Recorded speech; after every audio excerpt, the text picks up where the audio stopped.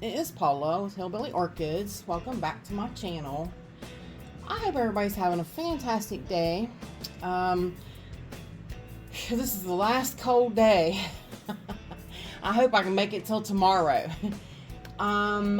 This is actually Sunday, and I was sitting here thinking, I was like, I need to do a video for tomorrow, and I was thinking I have to water 2 more shelves. I didn't get all my watering finished yesterday, so ding dong me. The snow that fell was really pretty light, fluffy snow. So I needed to go out and feed the birds, and so I swept a path in the snow. Well, that wasn't so bad, but I wound up having to sweep it again later because it recovered again. We got about 6 inches of snow total out of that storm, which is a lot for, we haven't had that much snow in a long time. Quite a few years, probably 5-6 years. But like I said, it was real light and fluffy snow, so I went ahead and just swept it. We have a snow shovel, but I certainly can't shovel. Shoveling would really put my back out. So I was like, I'll just sweep it. So I swept the path. Well, then I swept the sidewalk too. So then I waited. Like I said, with the snow kept coming, and it covered up the bird food, and the birds ate some. But I had to go back and sweep again and feed them a little bit more. Because right now, there's nothing for the birds. They can't find anything. It's all under, the snow. They're all hungry. They're all looking for food. So, so I just go ahead and put it out there for them. Give them, on days that it's real snowy and they can't find food, it's really helpful for them. So I swept it again and refed. Well, then I also feed the deer. So later that night, I swept each path twice. So later that night, I swept out a spot where I usually feed the deer. Well, that one was a little harder because I hadn't swept it all day. So I'm sweeping 6 inches of snow. But like I said, it's real fluffy snow. It wasn't, it wasn't real wet snow. So yeah, I really flared up my sciatica now. So I've been kind of trying to take it easy. Saturday, and now today's Sunday. Today is my garbage day. Normally I have to get garbage ready to go out for in the morning. So I clean all my litter pans and stuff, and break them down, change them, do everything, clean them, sterilize them and stuff, and or sanitize them, not really sterilize them, sanitize them, and put new litter in them. But so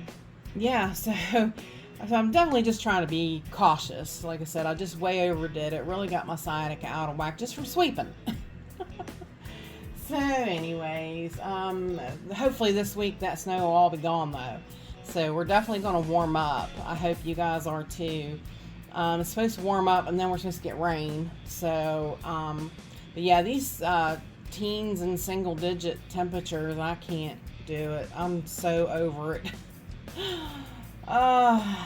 So anyways, on to the orchids, Paula. On to the orchids. I got to thinking, since I had to finish watering a couple shelves, thought about taking you along with me. And I was like, and not really like to go along the whole shelf and water, but I just thought I would show you how I water. Like I had told you, I don't really soak anymore.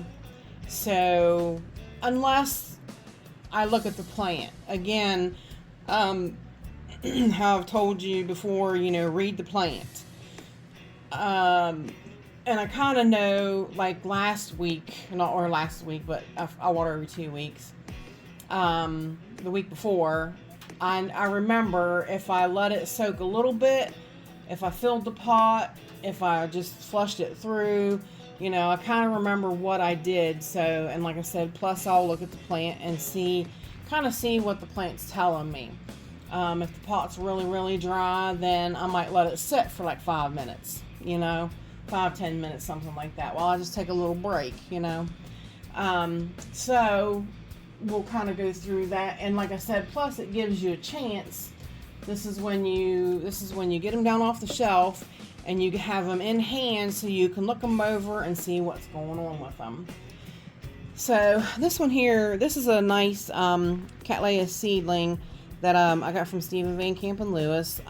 This one is actually from Stephen Christofferson, yeah. This one's a really cool Laelia. So it is, all this is Laelia pulcherrima concolor, which is Lobata genii, crossed with Laelia purpurata taguara. So taguara is really nice. This guy, Stephen Christofferson, he's really well known orchid breeder and hybridizer, and yeah, he's I won't go back in there. He is well known for his stuff, and this one's doing pretty good. But again, now see, I've looked at it, and this is really dry, this plant, and purpuratas like moisture, so there is nothing nothing moist about this media, or nothing right now. So I'm playing over real good and everything. So, I'm kind of assessing these different things I'm noticing. And I don't see no signs of no bugs, no spider mites or nothing.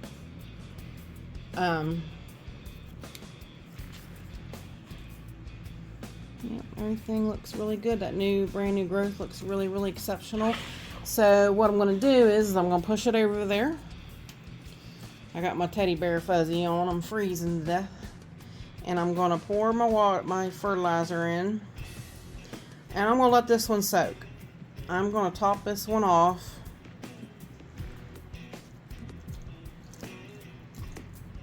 Hopefully you can see that. It actually picked the plant up out of the pot. It's so full. But I'm going to let it soak like that now while I'm going over the other plants. So that's giving this one a little extra time to grab some moisture, plus, moisten some of the media, so the media can stay a little moisture. So that should really be beneficial for that plant. So on to the next. This one is the not so little Jessie Lee. I bought this thing for $10. It was a rootless start, and it was like these bulbs over here, and it's like I've grown all of this side of this plant. Got a brand new growth here. She's doing phenomenal. She's actually probably due a up pot, which might wind up getting that done as soon as I get some bark and some moss from Ken. I done told him I need to re-up some. I need some moss and bark stuff for springtime repots. So, yep. Now this one too, it's really dry. So I'm also going to go ahead and top it and let it sit there. So, like I said, everything pretty well looks good on it. I don't notice any pests or anything. So, on to the next. This is all basically the Laelia purpurata section. This one here, look at how quickly it had seedling stages, and then it jumped straight up. I mean, like all of these. Look at how purpuratas are big, long leafed. This one here this one's beautiful. This is purpurata alba. from Orchid, Orchid Eros crossed with Cattleya Warshwesia alba. So this one should be a real pretty white. It should be, I think I might get a stake and stake her a little more straightish, because like she is really leaning towards the back side of her pot. So see, that's something else. I've got the pot, the plant out, and I've noticed that it needs a little adjusting. Also, it's dry, and like I said, purpuratas, purpuratas love moisture. They don't want to stay soaking wet, but they like moisture.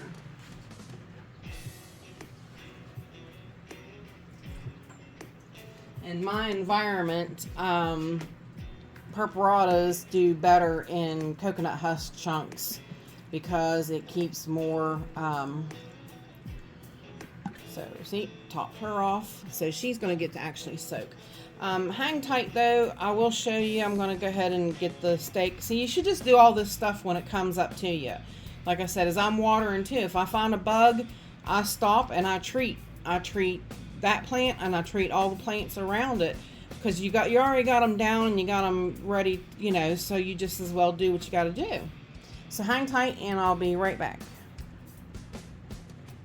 Alrighty, I am back. Us being orchid growers, we have stakes galore at our beck and call, per se.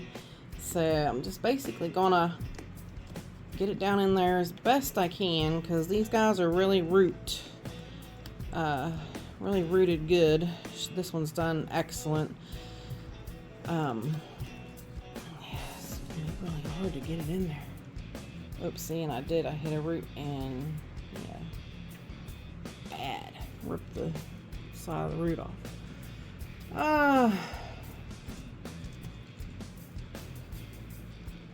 Sorry if I'm shaking the table. I'm trying to wiggle it in there without damaging too many roots. Now, I wish I could pull the camera back a little further, but I can't. It's really out as far as it's going to go. But you see how they're leaning back this way, so I want them to straighten back up. So that's why I'm putting the stake in, and I'm going to actually cut it off. It doesn't need to be that high for,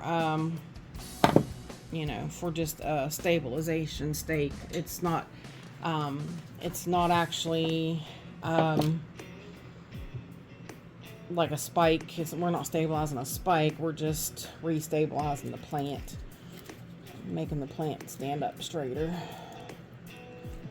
So remove this old wire, and I did cut a new piece of wire. I might leave them to banded together with Velcro for now. And no, actually, what I'm going to do is, which is kind of neat way to do any Cattleya types or Purpurata types that kind of, go along on the rhizome and build bulbs. It's an easy way to stabilize each bulb to where you want it. And you get them kind of spaced perfectly apart like how they are on the rhizome. You see, this has got 4 big tall bulbs now. So what you do is you just start on the last one, which I'll show you as soon as I get it wrapped here.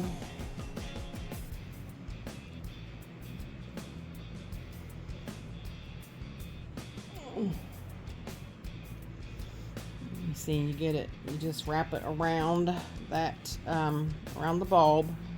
Easy. It doesn't, like, it's a little loose. You don't have to make it tight or nothing.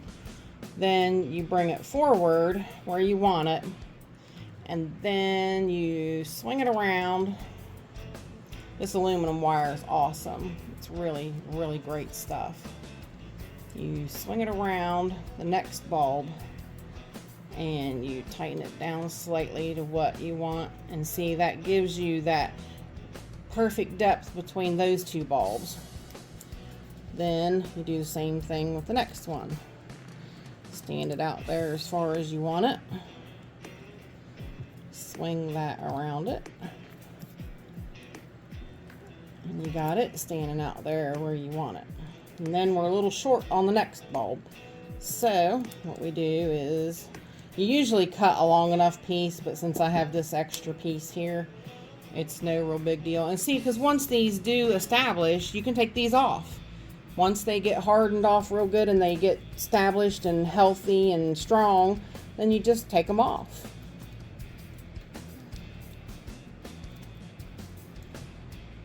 And this one out here.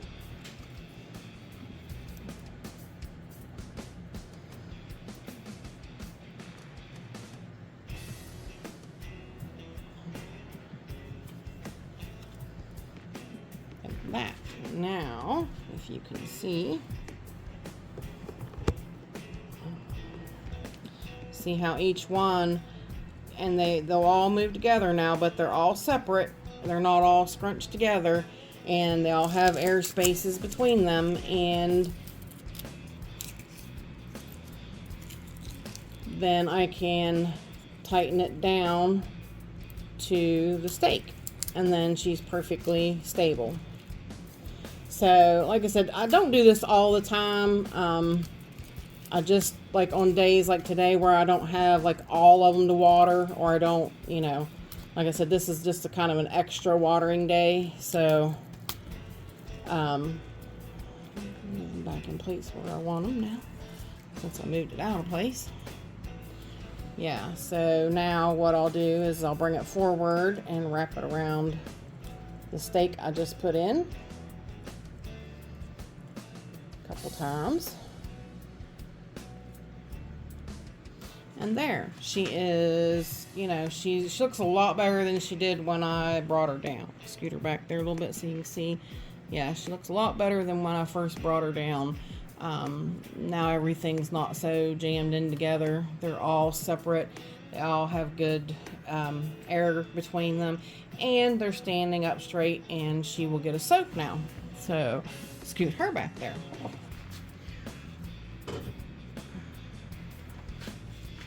And on to the next. So this one here, this one is, I know we're kind of right up on it, but this one is my yellow apple blossom. This one, I got it from Nat's, oh gosh, I forget when it was, years ago, I think, yeah, 21. Hasn't bloomed for me since. It came in bloom, and they didn't last very long, and it hasn't bloomed for me since. So this one is it's a special plant, and because it does have shriveled bulbs, it does have roots, so I don't even really understand why its bulbs are shriveled. I allow it to soak. And I think next time, I think when I get my moss and stuff this spring, I'm going to add a little moss to her. See if I can't really perk these bulbs back up. Because I think, yeah, and she's actually, I think she's in straight bark. No, I think I see a piece of husk there maybe. Yeah, but it's obviously not moist enough for her environment, you know, for what she likes. So, and again, you know, really I didn't look her over very well, but I don't really see any bugs on her, but I always look at them again when I dump the water off of them. So, this one here, this is a real dry one too. This one always, really soaks up the water. So I usually, let it soak too. This was one that, Justin, he went to Lowe's one day, and, he told me, he said, they got bag babies, they got bag babies. I was like, no way. And he found this one. This is LC Lug Tone African Beauty. This is a waxy red cluster. I just love those. Just love those. So this one's still catching up. It got in bad shape, and you know, from shipment. He actually, I think what happened was, if I remember correctly, he let them soak overnight. He kind of forgot about them, and before he shipped them, And one of them, it actually killed it, and he couldn't even send it to me that he got for me. And so this one, it came, and it was really, it wasn't great, but yeah, it's okay. I mean, you can just tell this was really dehydrated, and it is coming back. It's definitely got new roots and new. This is the new growth, so.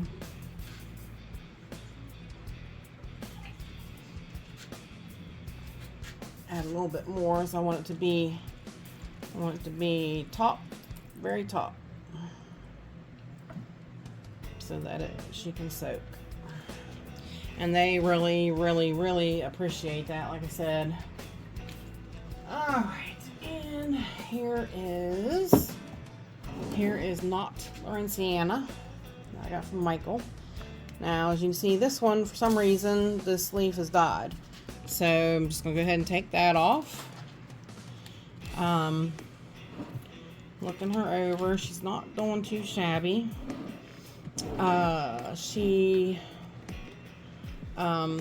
This root is popping up out of the pot instead of growing in the pot. So what I usually do is I just kind of pick them up a little bit, pop it back in the pot, just like that. Now, it's only buying me a little bit of time because the next growth that comes out, which really not in this case, because she popped over here, the new growth. So this side shouldn't pop a growth. So she should continue to grow from here. So she might be all right in here for a while. But yeah, looking her over, she looks really good. She looks like, you know, no issues with her roots or nothing. So we'll let her soak too. She has that new growth coming and whatnot, so I'm sure she'd appreciate it. I think she, as well as in straight bark, no, she's got a little bit of husk in her too, so that'll be good to rehydrate the husk.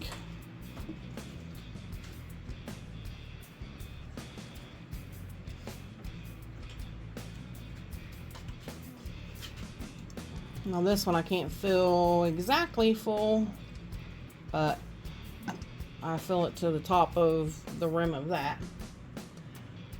Let's see, this one here, this one's a big one.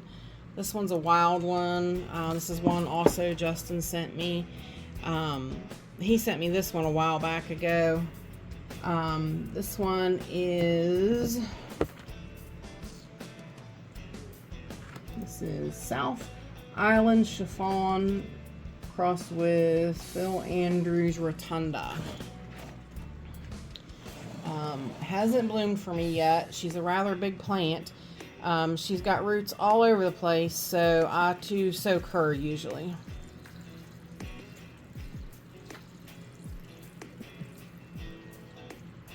Fill it up to the rim, let it soak, and then the last one in the front. Now we still got a row on the back side. This is one that I got from Yoshi, and it's kind of going to be right up on you guys. It's right, yeah, it's kind of like we're running out of table space. This one here, though, it's done really, really good. This one was, I think, from his no space sale. This is November Bride Santa Clara. This is Cattleya Ursula crossed with BC Mountain Hood. This one is really a pretty one. It's been kind of struggling along to get going, but she does have new growth right there. Like I said, this was a division. This was from his no space sale. So, it's definitely a bloom size as well. I'm not sure if you can see. You can see my finger right there. Ugh. These are all old cut. So it bloomed before, so it is a bloom size division. But I let it soak as well because, like I said, she's got new growths all over the place and new roots. So I really want this plant to get a good start. So we allow those guys to sit there and soak. Now, up here, you see my front space of my shelf is empty. So the only ones left is that one over there. That one's another one on the end. That's a another no space sale. I forget what that one is. I'll put it on the screen because I can't remember off the top of my head now what it is. And then I divided these two pots right here. I divided my Epi, no, it's not Epi. It is, I think. Epi Cattleya, I'm pretty sure. The volcano trick.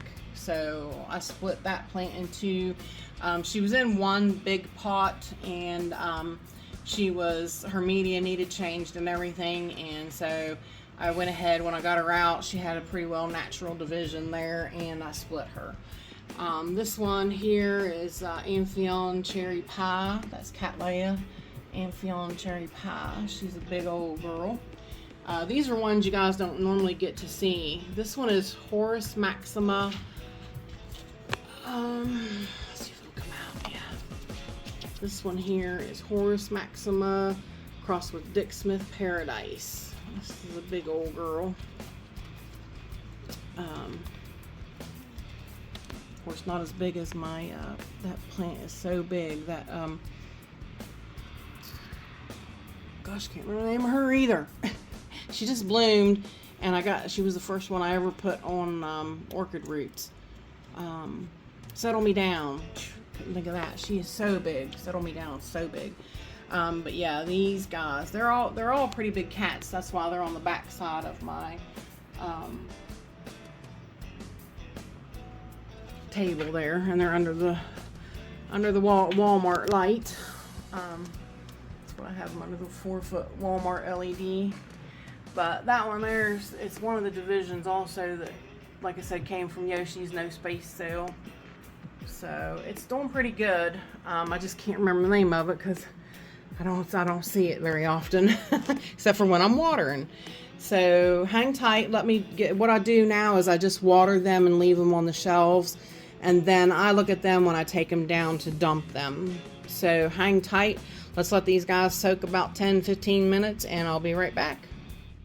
This channel is sponsored by the Orchid Supply Store. It is literally your one-stop shop for anything and everything you could possibly need orchid related.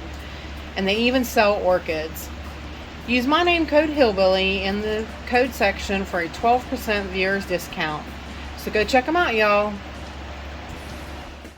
Alrighty, we are back. Now, I went ahead and dumped the pots up on the shelf. Dumped a couple of the bigger ones here that was in our way so that we could, do a little bit of look and see what these guys did now. Basically, like I said, I haven't dumped them yet, so this one's still full of water.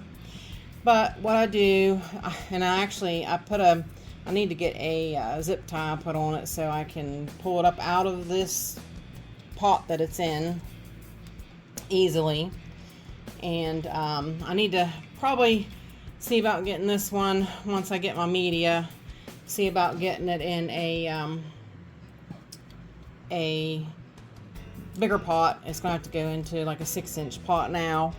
But as you can see now, let's see,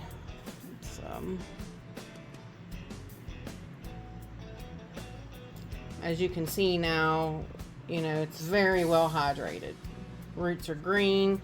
It's happy. It's happy-go-lucky now. Now I do want to point out, you see the water's yellow after it's soaked a little bit. That is from coconut husk chunks.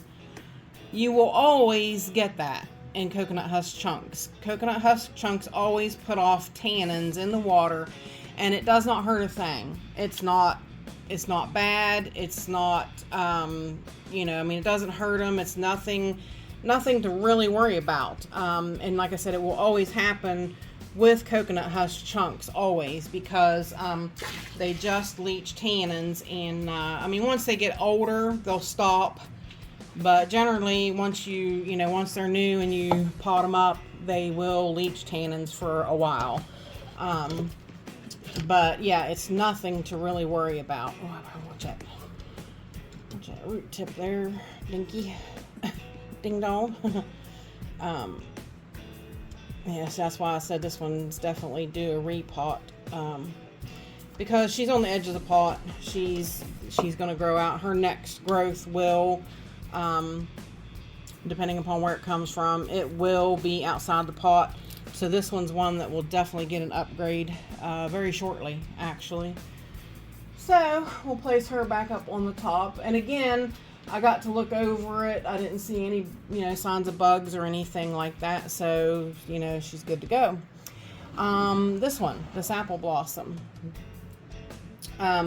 Just per se, I want to pretend like, I thought this leaf looked a little funny. I need to zoom back out, Paula. Just to let you know, like, this is what happens if I find bugs. I mean, there was a chance I would find them, but I didn't find them, so I will show you what I do.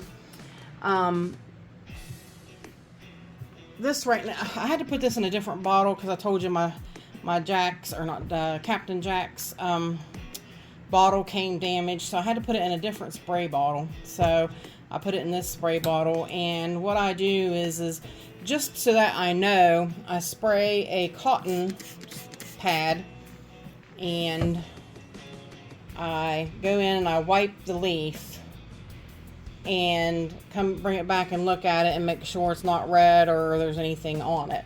Now if it comes back red, then I'll spray down the whole plant and everything. Actually, what I've been doing with the Captain Jack's is I'll take it over to the sink and I will spray it real hard all over with the hose sprayer and rinse off what I can, and like what I can really, hit with the spray nozzle and knock off. Then I come back, I let it dry. I'll sit in front of one of the fans and I'll let it dry, and then I'll spray it with the Captain Jack's all over, and then I'll let it dry again. So that's kind of what I've been doing to try to defeat these spider mites. But yeah, that's just, and like I said, it's sitting, I keep all this stuff on this rolly cart so that I have it right here at hand. So it's on the bottom shelves, so I can just reach down, grab it, and go. So it makes it real handy.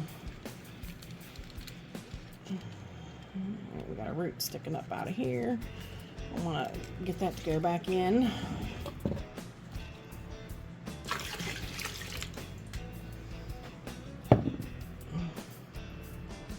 That's why I said I don't know why she's real, I mean, you can see she's got roots. Me and Vincent, we talked about this one. He's like, normally when, they're wrinkled like that, there's a root issue in the pot. And I'm like, well, as you can see, there's not a root issue. She's got roots. So I think, like I had stated before, I think some sphagnum moss will make all the difference for her. So,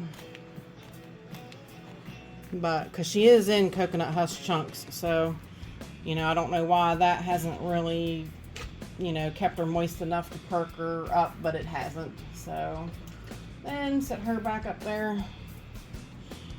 Hang tight, guys, and I'll be right back. Alright, so we're back. I just wanted to get the rest of them done and moved out of the way, and this is the last one. This is that purpurata. Looks a lot better. She looks a lot happier. Got the coconut husk chunks, got lots of moisture now soaked up in them, and she should be good to go for a while. So that, my dear friends, is exactly how I water each and every one of my plants. So this shelf here is done, and all I need to do is this shelf. So, as you can see, they're really dry and they're thirsty. So, but that is how I water my plants. If y'all have any questions, please feel free to leave them in the comments. And with that said, I appreciate each and every one of you beautiful, wonderful people stopping by and hanging out with me. And bye for now, y'all, till we meet again. Stay warm, y'all.